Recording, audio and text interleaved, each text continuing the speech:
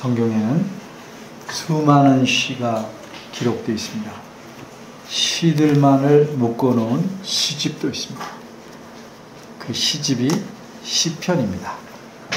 그런데 이 시는 시편에만 있지는 않습니다.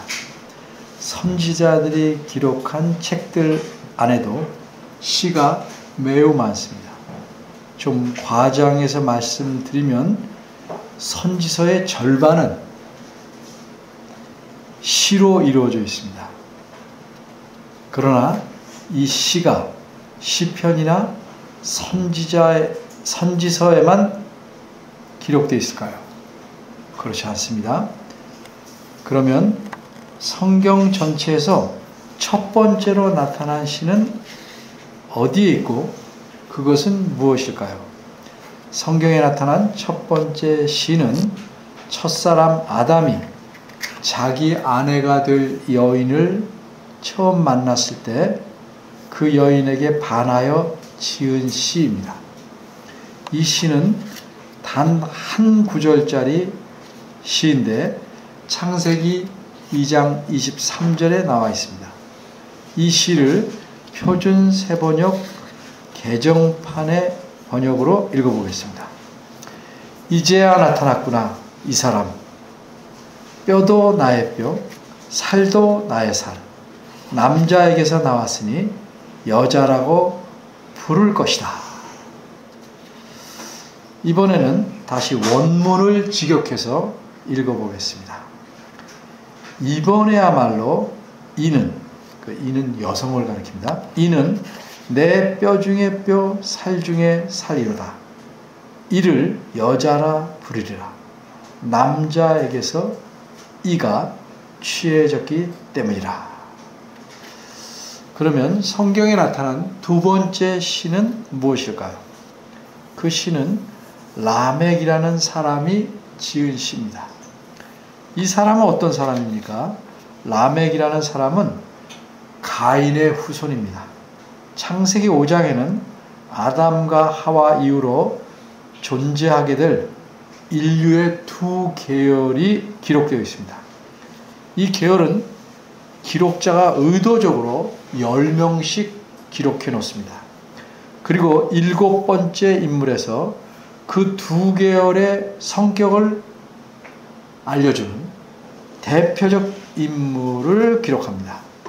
하나님을 섬기는 경건한 계열에서 7번째 인물은 누굽니까?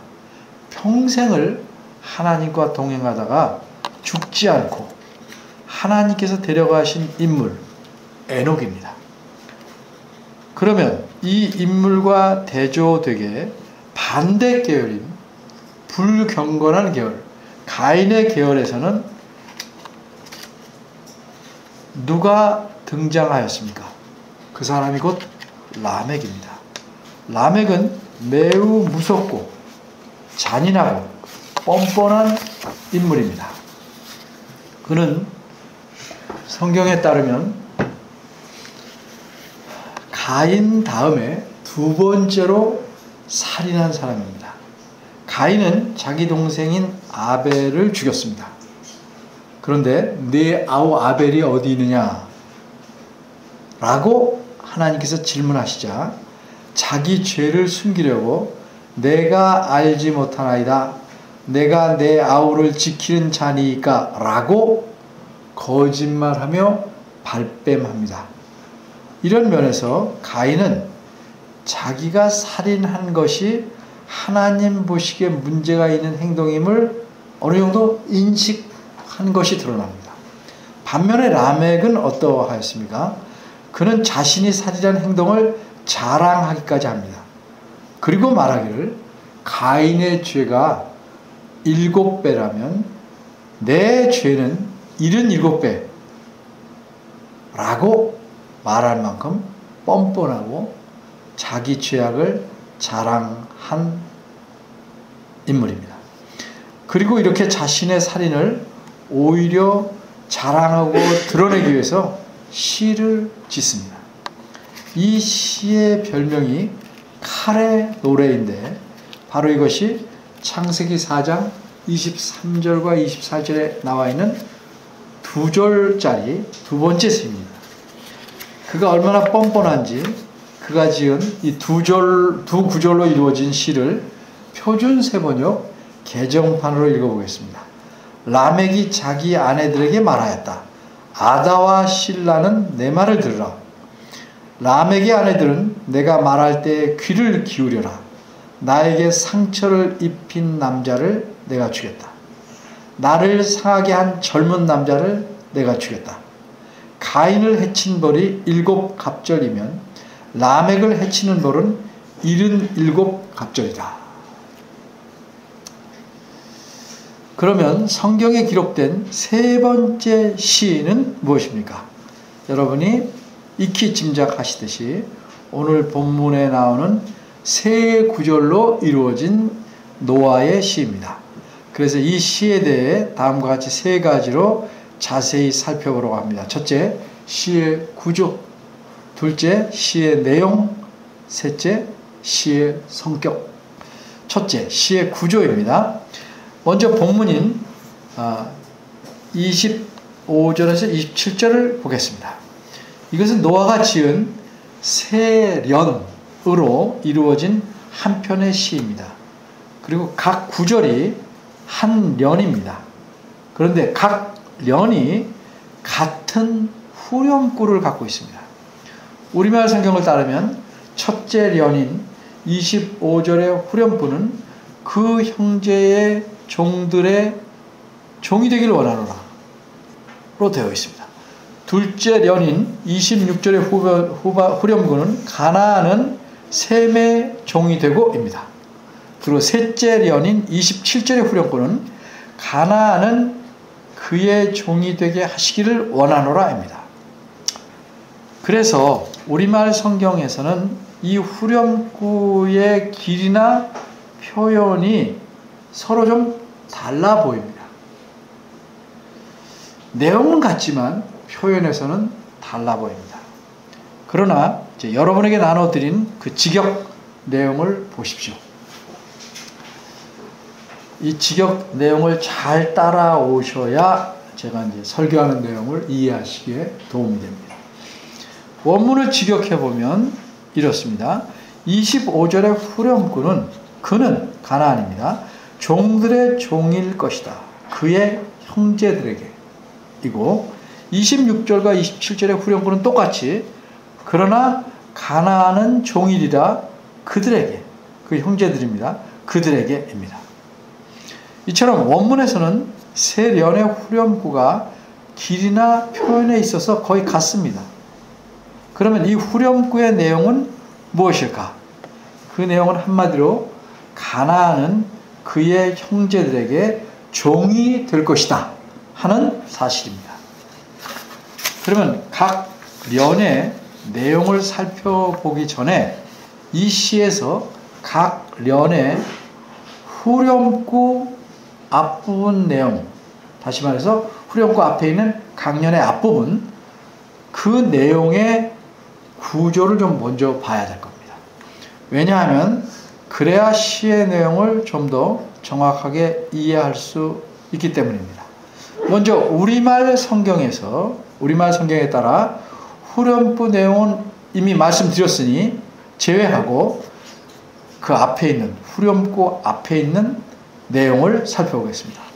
첫째 련인 25절은 가나안은 저주를 받아입니다. 따라서 25절은 가나안이 저주를 받는다는 사실을 말씀합니다. 둘째 련인 26절은 셈의 하나님 여호와를 찬송하리로다입니다. 따라서 22절은 셈의 하나님은 여호와이시다 라는 사실을 말씀합니다. 셋째 련인 27절은 하나님이 야벳을 창대케 하사 셈의 장막에 거하게 하시고 입니다. 따라서 27절은 하나님께서 야벳을 창대하게 하실 것이라는 사실과 그렇게 창대하게 하심으로써 야벳이 셈의 장막에 거하게 될 것이라는 사실을 말씀하고 있습니다. 그런데 우리말 성경에서 후렴구를 포함해서 각 련에 나타나는 노아의 아들에 관한 내용을 보고 그 노아의 아들 중 누구에 대한 것인가를 분류하면 이렇습니다. 25절은 가나안 후렴구나 그 앞이라 가나안 한 사람의 앞날만 언급합니다. 26절에서는 셈과 가나안 두 사람의 앞날을 언급합니다. 그리고 27절에는 야벳과 가나안 두 사람의 앞날을 언급합니다. 따라서 가나안을 A라고 하고 셈을 B라고 하고 야벳을 C라고 하면 이 시 내용의 구조는 A, B, A, C, A 모양이 됩니다. 이런 모양은 시의 구조로는 바람직하지 않습니다. 이 시 내용의 구조가 좀 더 보기에 바람직하려면 한 사람, 두 사람의 내용이기보다는 한 사람, 두 사람, 세 사람의 내용이 나오는 것이 더 시의 구조상 바람직하고 나을 것입니다. 그러면 원래부터 이 시 내용의 구조가 우리말 성경에서 보여주는 것처럼 이렇게 좀 어색했을까? 원문을 직역해보면 그렇지 않다고 저는 판단합니다. 따라서 이 시를 직역하고 여러분이 갖고 계신 그 직역 내용에 따라 이 시의 내용을 살펴보도록 하겠습니다. 둘째, 시의 내용. 계속 이 직역 내용을 끝날 때까지 보시면서 설교를 들으시면 고맙겠습니다. 이 시의 내용을 바르게 이해하기 위해서 이 시를 직역한 것을 제가 읽어봅니다. 이 내용이 또 유튜브에 올라가니까 듣는 분들도 알아야 되니까 여러분 갖고 계시지만 제가 읽어보겠습니다. 25절입니다. 그리고 그가 말했다. 저주로다 가나안. 그는 종들의 종일 것이다. 그의 형제들에게. 26절. 그리고 그가 말했다. 그러니까 저주를 말하고 26절, 27절은 복의 내용을 말합니다. 그가 말했다. 복되도다 여호와 셈의 하나님. 그러나 가나안은 종일이라 그들에게. 27절입니다. 넓히 시리라 하나님께서 야벳을 위하여. 그리고 그는 거하리란지 거하시리란지 이따 설명하겠습니다. 셈의 장막들 안에. 그러나 가나안은 종일이라 그들에게. 이제 내용을 보겠습니다. 25절입니다. 이 25절에서 두 가지 표현의 뜻을 잘 이해해야 합니다. 하나는 종들의 종이라는 표현입니다. 우리가 많이 듣는 왕 중의 왕. 무슨 뜻일까요?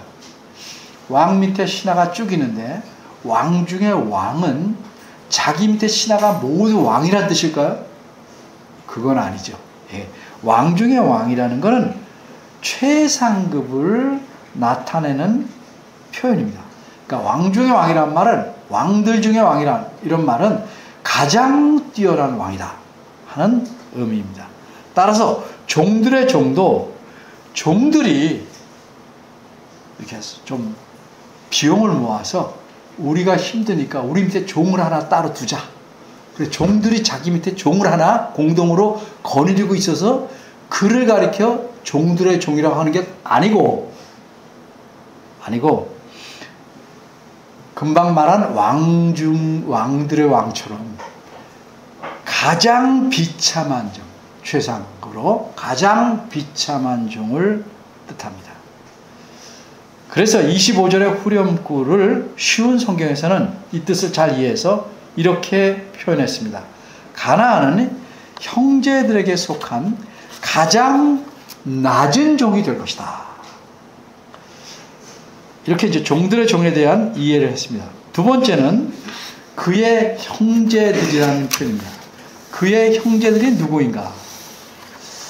앞부분 즉 9장 18절에서 24절까지 그 앞부분에서는 함이 가나안의 아비다 하는 사실을 두 번이나 말해요. 함이 가나안의 아비다. 18절에서도 말하고 22절에서도 말하고. 그런데 가나안은 누굽니까? 함의 외아들이 아닙니다. 함에게는 아들이 모두 넷이 있었습니다. 창세기 10장 6절에는 함의 아들은 구스와 미스라임과 붓과 가나안이라고 말씀합니다. 특별히 구스, 지금의 이디오피아, 미스라임, 애굽을 가리키는 거예요. 붓, 가나안 이렇게 말씀합니다. 그러니 가나안은 함의 막내 아들입니다. 그런데 시의 내용을 보면 가나안이 자신의 직계 형제들의 종이 된다는 것이 아니고 셈과 야벳, 즉 가나안에게는 큰아버지 또는 삼촌뻘 되는 분의 종이 된다는 겁니다. 근데 그들을 가리켜 형제들이라고 했으니 이건 틀린 게 아니고 시기 때문에 이는 마치 우리가 부모가 더 똑같지 않아도 그리스도인들끼리 형제 자매들이라고 하는 것처럼 넓은 의미로 표현하는 것입니다. 사실 이 시는 가나안의 앞날을 말합니다. 가나안으로 앞날. 더 정확히 말하면 가나안이 평생 사는 게 아니잖아요. 가나안으로 시작되는 가나안 민족의 앞날을 말합니다.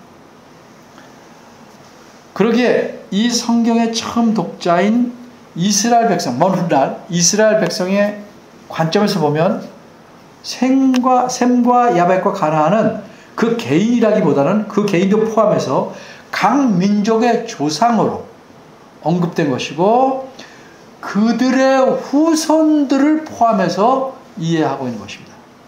그럼 셈의 가나안의 후손 누구예요?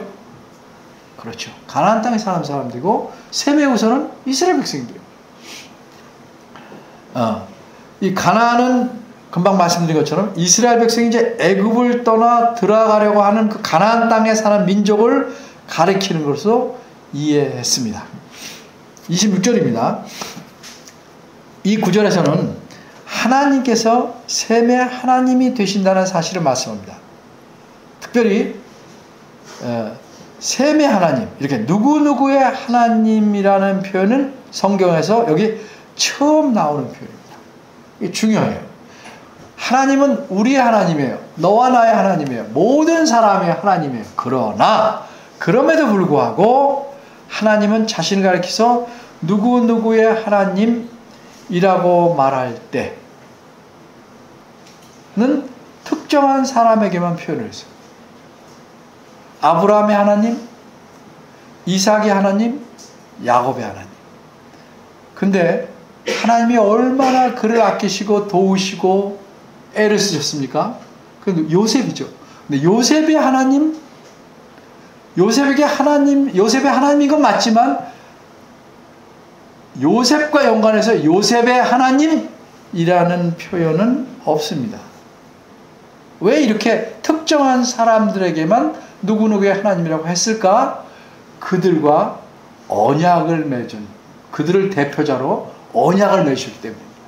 이게 독특한 표현입니다. 자, 그리고 27절, 이제 이게 잘 이해하셔야 됩니다. 하나님이 야벳을 창대케 하신다.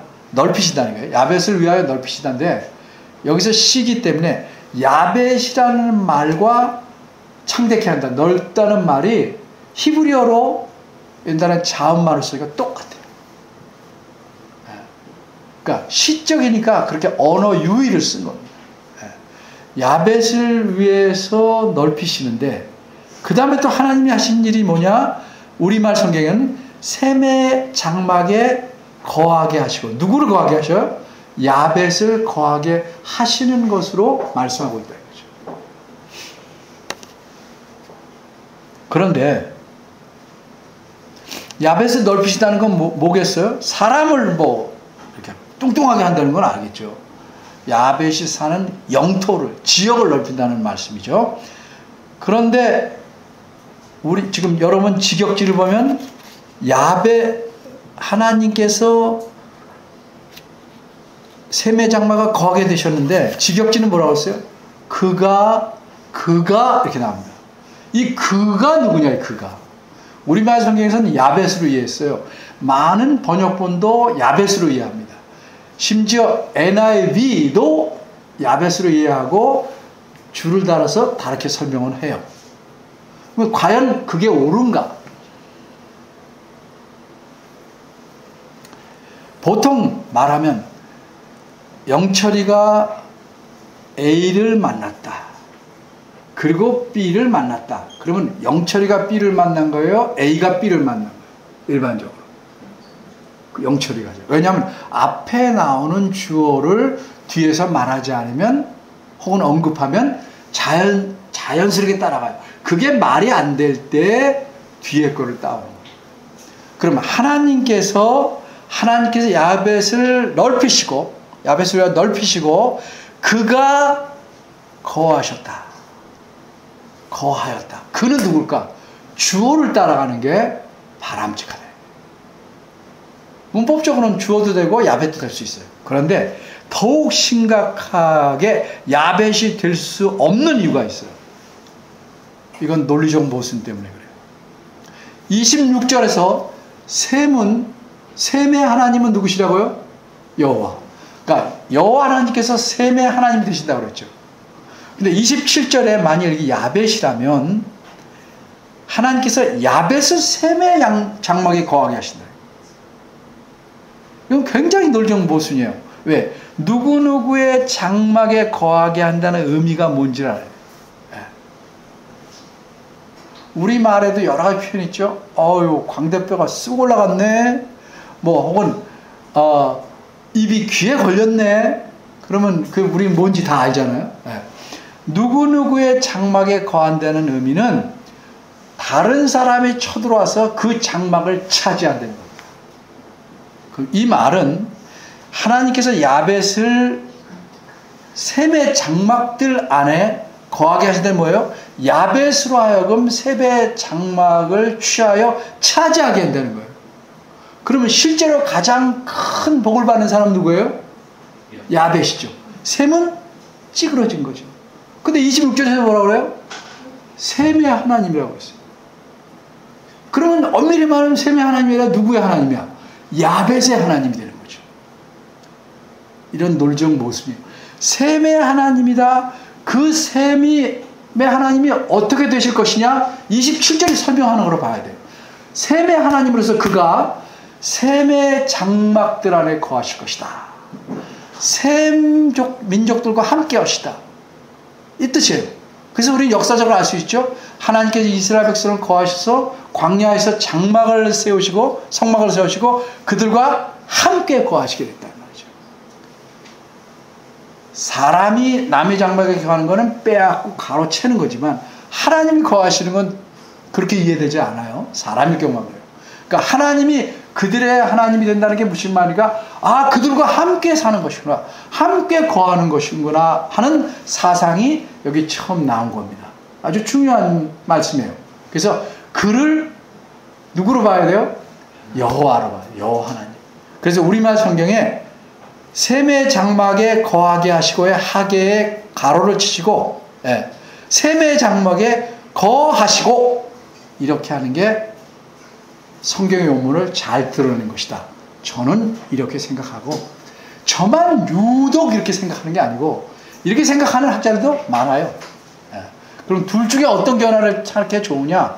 원문을 따지면 이게 훨씬 좋겠다. 그래서 저는 자신 있게 이게 성경에 가깝다. 그래서 말씀을 드리는 겁니다. 그래야 하나님이 말씀하신 모든 내용과 잘 들어맞게 됩니다.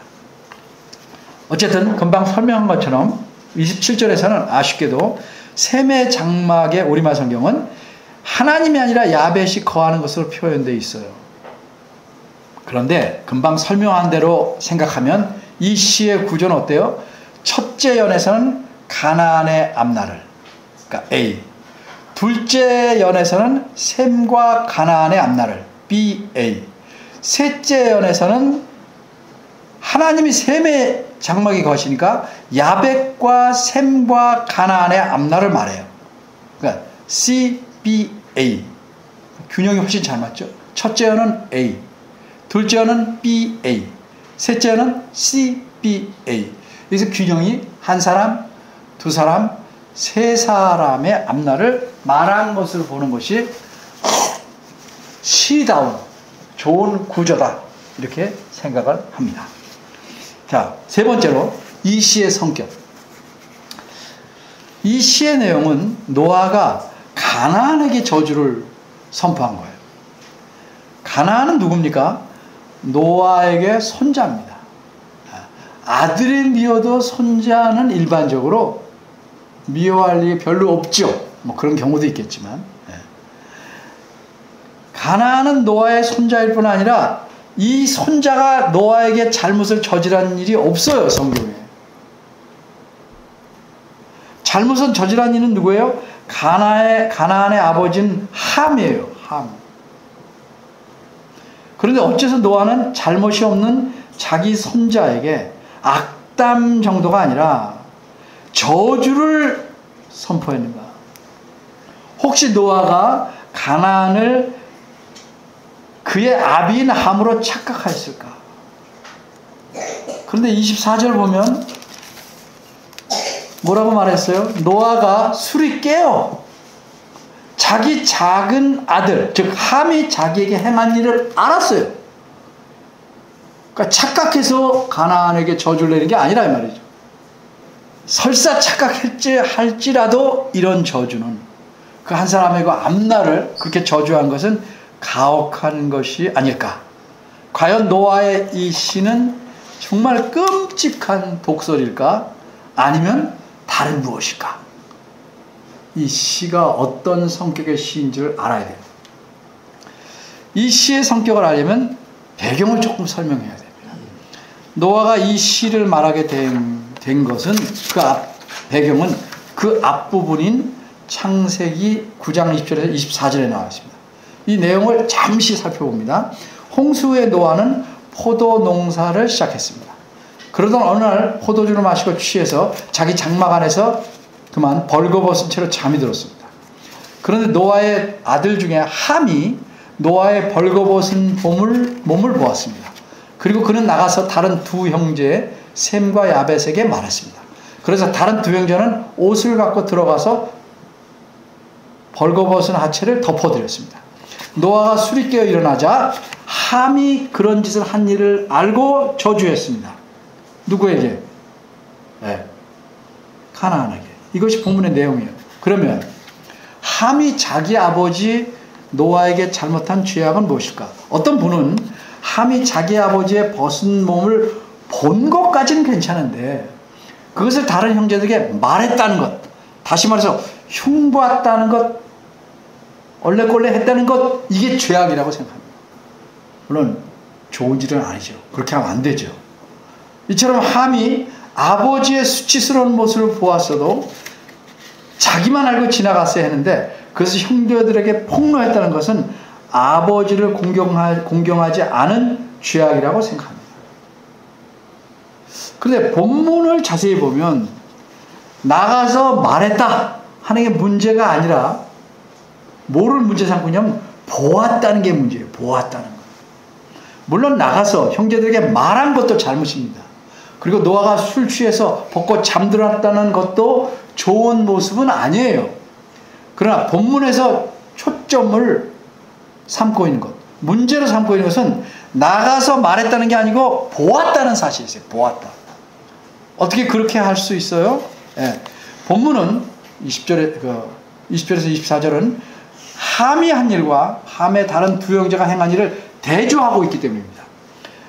자, 한번 봅시다. 22절에 보면 9장 20절 함은 이런 죄악을 행하고 형제들에게 그 일을 말했습니다. 근데 이 구절하고 대조적으로 23절이 말해요. 뭐라고 말해요? 23절에서 고했다, 말했다, 혹은 고하지 않았다를 대조한 게 아니에요. 뭐를 대조했어요? 보았다, 보지 않았다를 대조하고 있어요. 네. 그러니까 23절은 두 형제의 행동을 통해서 보지 않았다는 사실을 강조하고 있어요. 근데 이걸 굉장히 세 가지 표현으로 강조해요. 23절은 두 형제가 아비의 벗은 몸을 보지 않으려고 어떻게 했어요? 얼굴을 돌이키고, 또 어떻게 했어요? 뒷걸음져 들어가고, 그죠? 옷으로 아비의 하체에 덮였으며 아비의 하체를 보지 않았다. 이게 세 가지로 보지 않았다는 사실을 강조합니다. 따라서 저주가 임한 근본적인 이유는 함이 하체를 보고 나가서 고했다, 막 말했다는 사실에 있지 않고 보았다는 사실에 있다는 거예요. 보았다. 그럼 이 보았다는 게 왜 문제일까? 요새로 말하면 부모가 자녀를 데리고 목욕탕에 함께 가면 안 되겠는가 생각해 볼 수 있죠. 무엇인가? 창세기, 출애굽기, 레위기, 민수기, 신명기 여러 다른 데는 모세가 썼어요. 그러니까 모세가 이 표현을 다른 곳에서 무엇을 의미한 것을 썼는지를 찾아보는 게, 알아보는 게 중요해요. 그래서 하나님께서 창세기의 처음 독자인 이스라엘 백성에 말씀하신 성도덕의 기준에 비춰보면 보았다는 게 문제가 되는 이유를 우리가 알 수 있어요. 한 예를 보겠습니다. 레위기 20장 보겠습니다. 창세기, 출애굽기, 레위기 20장 18절을 보면, 20장 18절을 보면, 누구든지 경도하는 여인과 동침하여 그 하체를 범하면, 그래서 이 범하면이 무슨 뜻인지 다 알죠.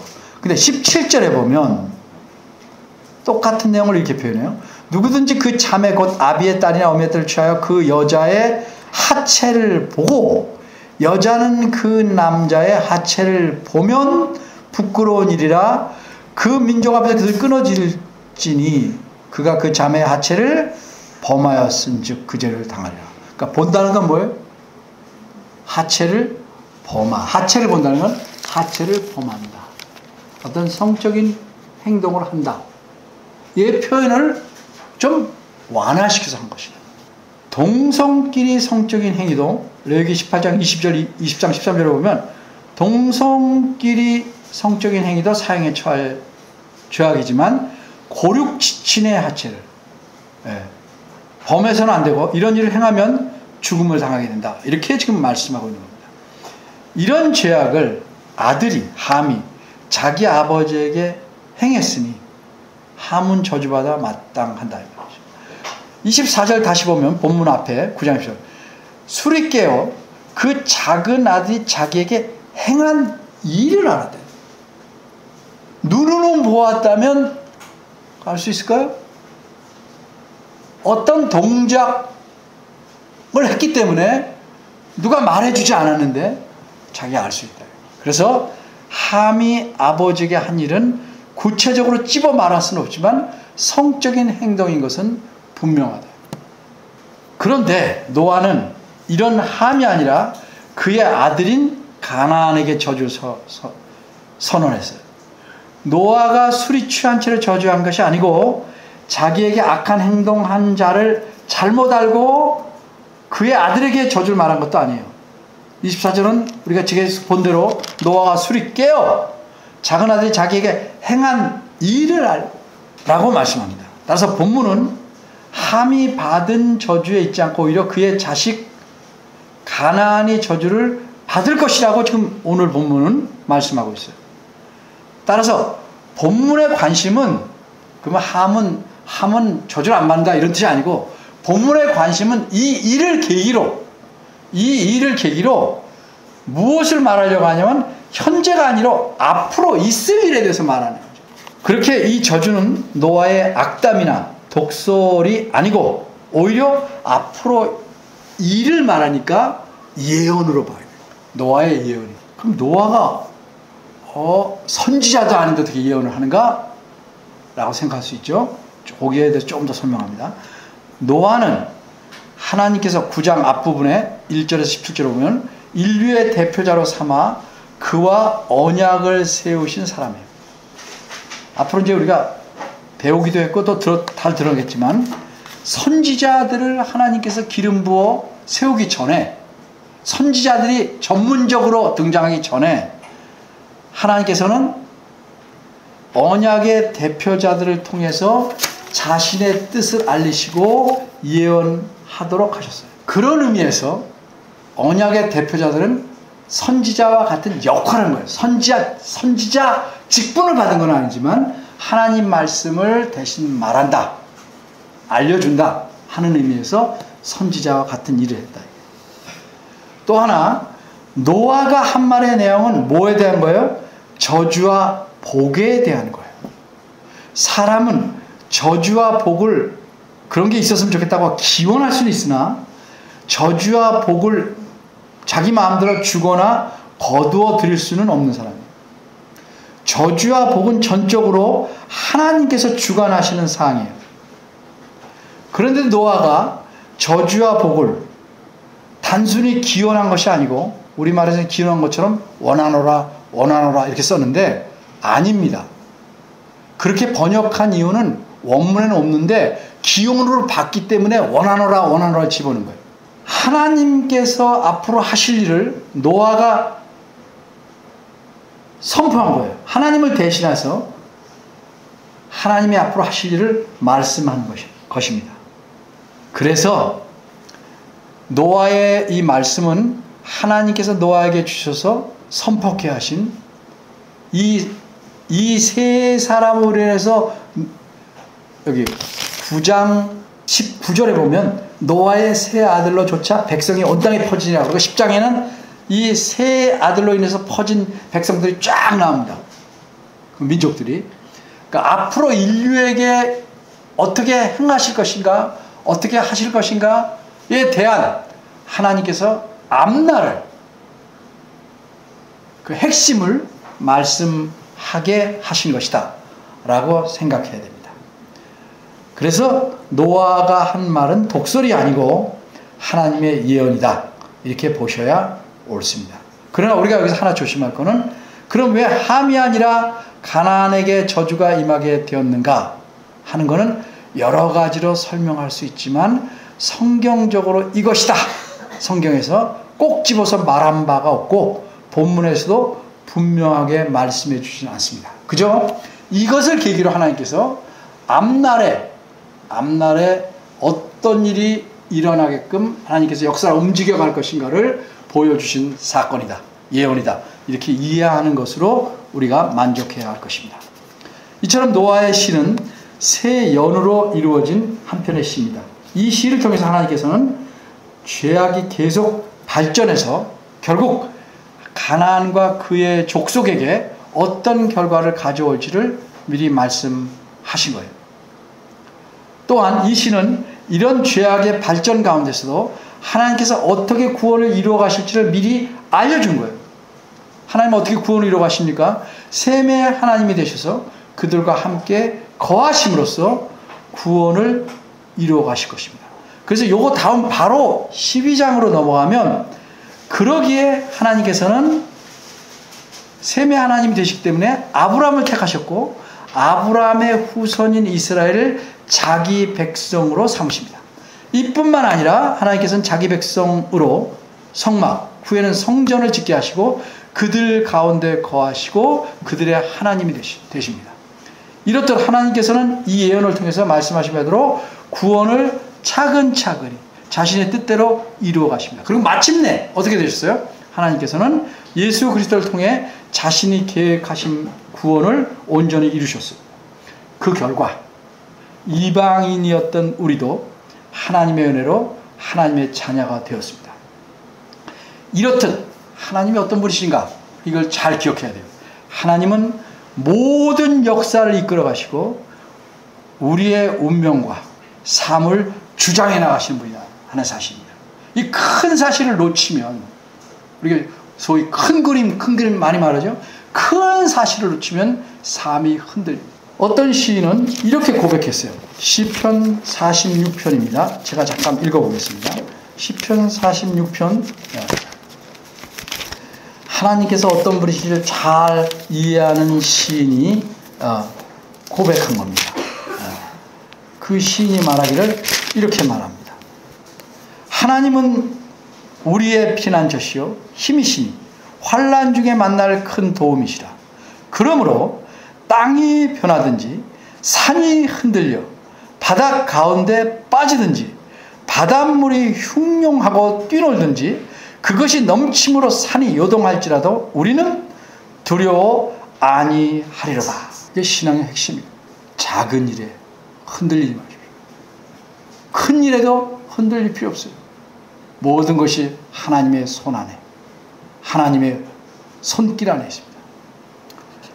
이처럼 우리도 흔들리지 말고 감사하며 주를 섬기기에 더욱 애써야 하겠습니다. 기도하겠습니다. 하나님 감사합니다. 오늘 노아를 통해서 말씀하신 이 예언의 시를 통해 하나님이 어떤 분이신지를 다시 한번 가슴에 새깁니다. 세상이 참 우리를 힘들게 하고 괴롭게 하고 때로는 두렵게 하지만 우리는 하나님을 믿습니다. 어떤 상황과 변화와 형편과 처지에 따라 좌우될 것이 아니고 하나님의 장중에 있음을 기억해서 늘 하나님께서 주신 평안을 유지하고 감사하며 사는 저희들 되기를 원합니다. 주께서 붙잡아 주시옵소서. 예수님의 이름으로 기도합니다. 아멘.